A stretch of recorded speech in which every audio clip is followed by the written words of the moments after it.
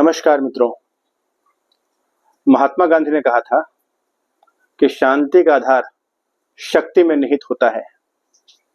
तात्पर्य यह है कि भले ही महात्मा गांधी अहिंसा के पुजारी थे, लेकिन वो चाहते थे कि आजादी के बाद उनका देश एक शक्तिशाली राष्ट्र बने। शक्तिशाली राष्ट्र बने, पर कैसे?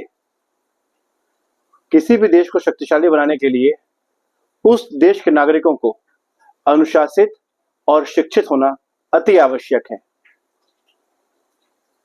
आजादी के बाद हम आज भी अपनी ताकत के लिए, अपनी शक्ति के लिए दूसरों पर निर्भर हैं। हमारे देश की जो शिक्षा की स्थिति आज है, आजादी के इतने सालों बाद भी, वो बहुत ज्यादा अपीलिंग नहीं है। विश्व के टॉप 10 विश्वविद्यालयों में या स्कूली शिक्षा पद्धति में हमारा कोई स्थान नहीं है। हम अपने आप को विश्व गुरु कहते हैं।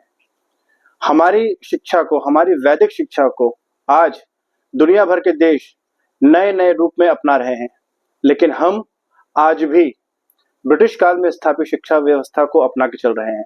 हमारी शिक्षा व्यवस्था ऐसी होनी चाहिए जहां से पढ़ने के बाद में हर एक व्यक्ति क्रिएटिव, प्रोडक्टिव और कंस्ट्रक्टिव सोच डेवलप कर सके।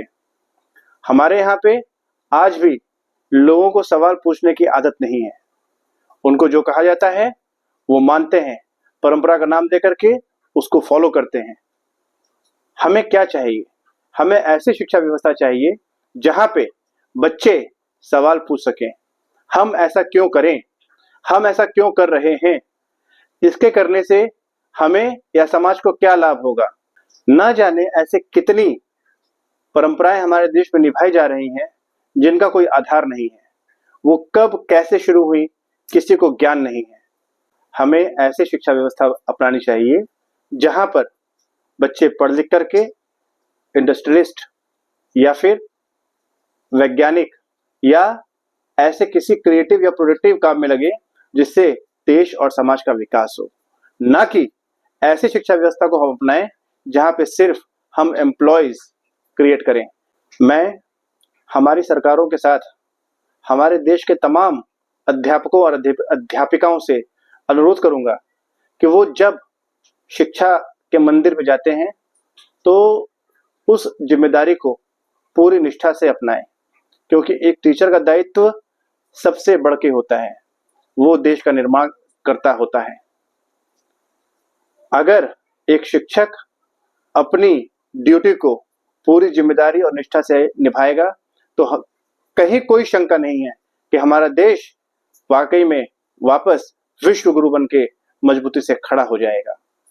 हमें चाहिए कि हम लोगों को सवाल पूछने के लिए प्रेरित करें, शिक्षित करें, न कि किसी भी नेता या लीडर को फॉलो करने के लिए प्रेरित करें।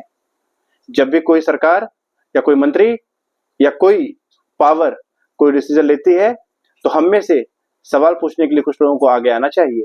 आप ये क्यों कर रहे हैं? इसका हमारे देश, हमारे समाज को क्या लाभ होगा? जब हम ये सवाल पूछने के लायक बनेंगे, और ये बनेंगे हम तभी जब हम सही रूप में शिक्षित होंगे।